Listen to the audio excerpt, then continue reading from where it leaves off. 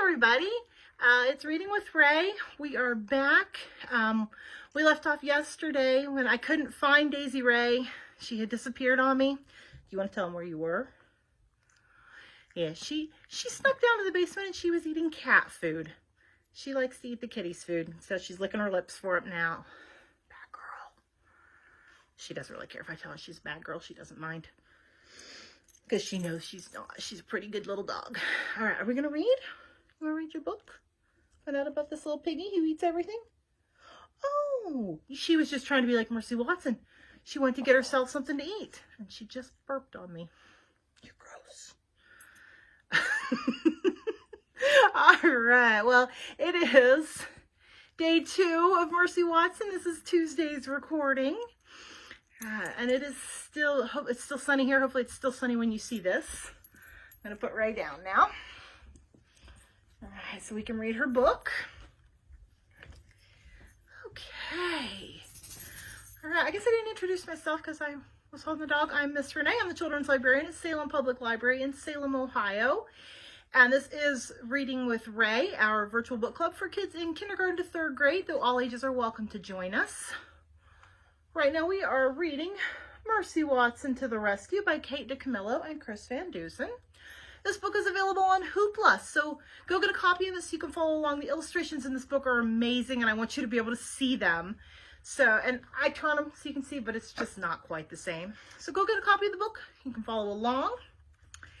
And let's see. Thanks to Kate DeCamillo and Chris Van Dusen for letting us share this book this way, as well as to Candlewick Press for letting us share materials. Thank you to all the authors and illustrators and publishers who are letting us use their material in this way right now to share with you guys, since you're not able to come into the library to get books or attend programs. So big thanks to everybody who's making this work. It's definitely kind of been an interesting time trying to figure out how to make all this work. So, you know, we're trying to do our best for everybody. And I guess we will get started here. Oh. Daisy's here. I'm ready for the story now.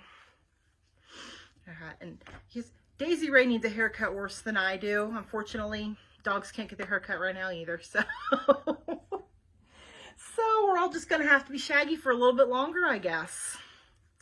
Okay. Mercy Watson to the Rescue by Kate DeCamillo. Chapter 5. Oh, we left off yesterday with the Watsons' floor was like caving in and their bed was falling into it. And Mercy jumped off the bed. Mercy's the pig.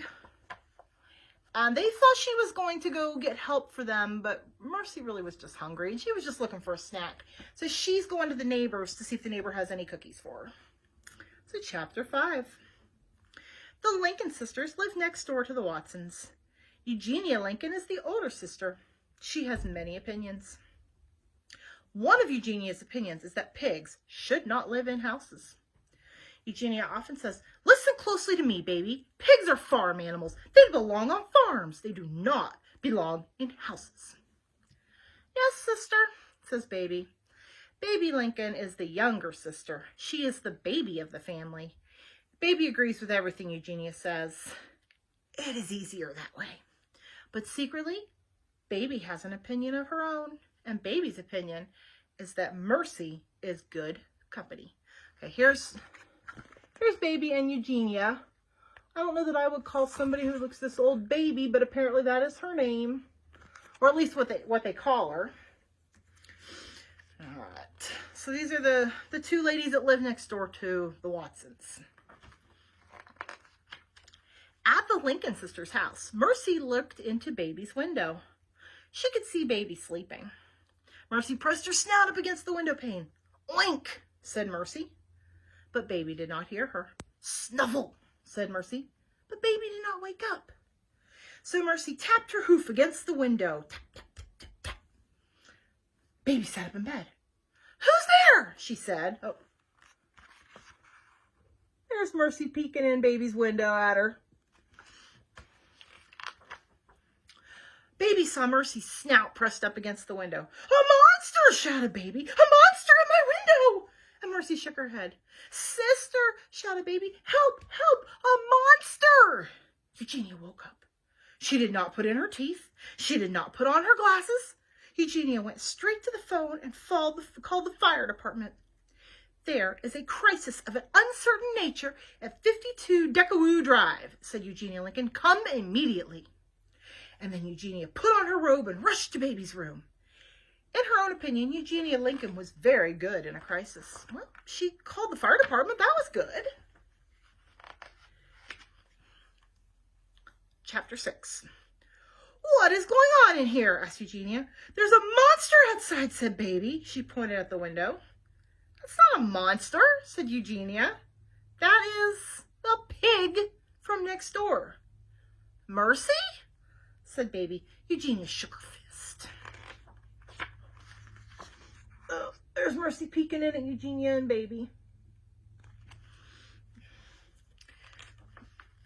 In my opinion, said Eugenia, pigs belong on farms. Yes, sister, said Baby. And Eugenia tapped a knuckle against the window. Get out of my yard, she shouted at Mercy. Oh, sister, said Baby. Don't yell at her, you'll hurt her feelings. She doesn't have feelings, shouted Eugenia. She's a pig. Oh, poor Mercy. Oh, said Baby, I'm sure you're wrong, dear. I am not wrong, Eugenia shouted. I'm never wrong. I know a pig when I see one. Eugenia scowled and she pressed her nose against the window pane. She's knocking it. Mercy telling her to go home. Mercy stared at Eugenia. Eugenia stared at Mercy. Pig! Shouted Eugenia. She turned and ran out of Baby's room. Oh dear, said Baby Lincoln. Oh my. Chapter 7. Eugenia ran toward Mercy. Mercy's heart beat faster. There was going to be a chase. Mercy loved a chase. She let Eugenia get very close to her. Oink, said Mercy, dashing away. Get out of my yard, shouted Eugenia. Oink, oink, said Mercy, and she ran in circles. She kicked up her heels. Oh, I didn't show you guys the picture. There she is. Mercy's run from Eugenia. Mercy looks like she's having a lot of fun. She does not look like she does. I don't think she knows that Eugenia's mad at her. Oink, said Mercy, dashing away. Get out of my yard, shouted Eugenia. Oink, oink, said Mercy. She ran in circles. She kicked up her heels. No pigs allowed, Eugenia shouted. Oh, sister, said Baby, please be careful. There they are. Eugenia's chasing Mercy all around. Mercy's having fun. It's a game to her. Griffin, do you know this game? Griffin knows this game very well. We have played it on more than one occasion. A siren wailed. Oh, that's right. They called the fire department. A fire truck pulled into the Lincoln sisters' driveway. Ned and Lorenzo got out of the truck.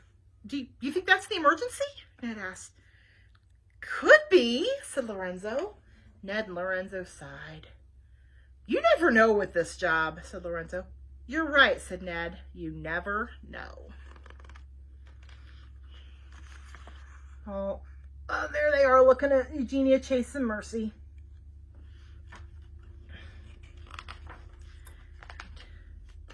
Chapter 8. Ma'am, said Lorenzo to Baby, did you call the fire department? Oh dear, said Baby. I did not, but Eugenia may have called. Who's Eugenia? Asked Ned. My sister, said Baby. Is that her? Asked Lorenzo, the one chasing the pig. Yes, said Baby. That's her. Baby and Ned and Lorenzo watched Eugenia chasing Mercy through the yard. Lorenzo cleared his throat. What was the emergency exactly? Asked Ned.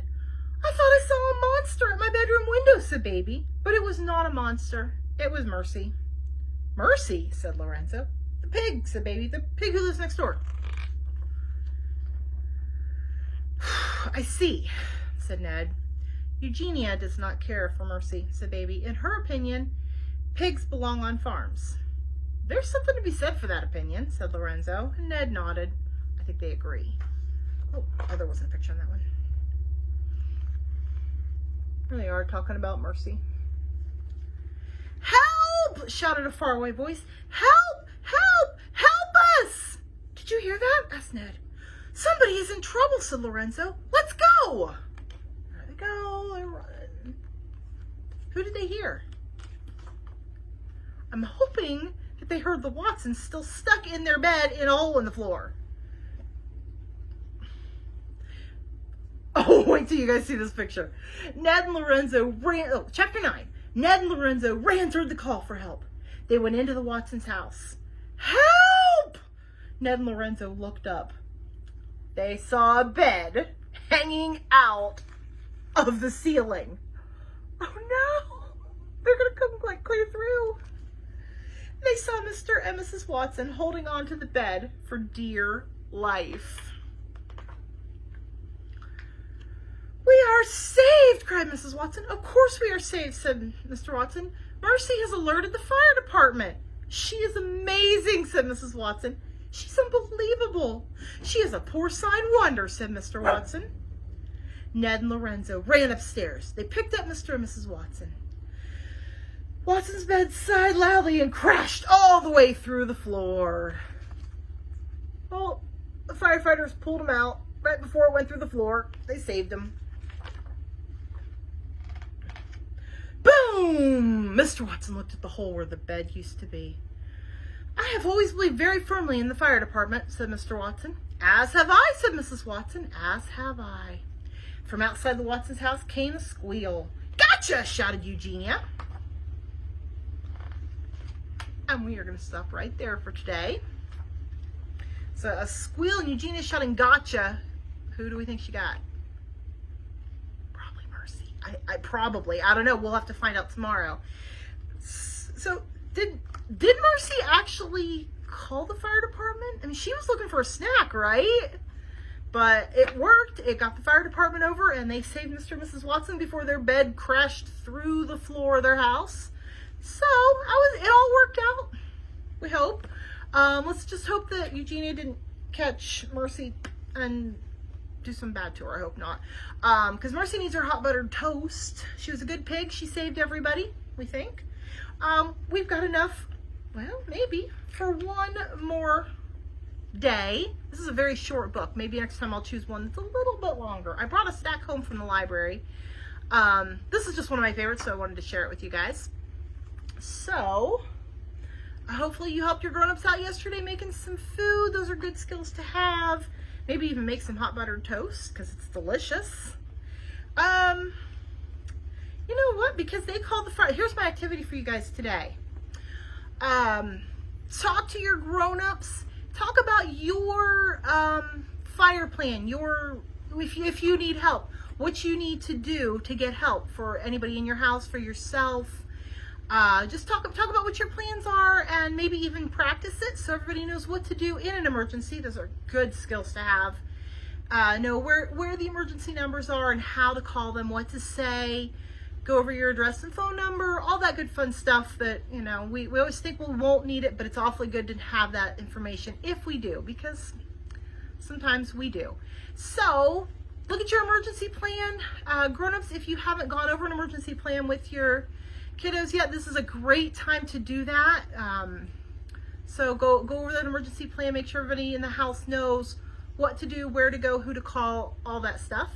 Actually, we'll put a link in the comments to, I'm not going to come up with the right, I think it's the Red Cross that actually has a really good website on making those plans. So I will share that link when I find it.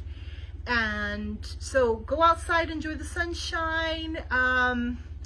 If you have been, I don't know if I said this one last week. I might have, I don't remember. We hunted bears, we hunted Easter eggs. The new one is rainbows. So go paint a rainbow and put it in your window, or draw one on the sidewalk with chalk. Take a walk and find the other rainbows in your neighborhood. If you are out anyways, don't go out if you don't have to. But if you are out anyways, make sure you pass through the library parking lot and see Miss Sarah's window display, because it looks fantastic and you might find something there for your hunt. So I'm going to sign off there. I will see you guys tomorrow to finish up Mercy Watson to the Rescue and maybe even start something new. So I'll see you guys then. Bye. Thanks.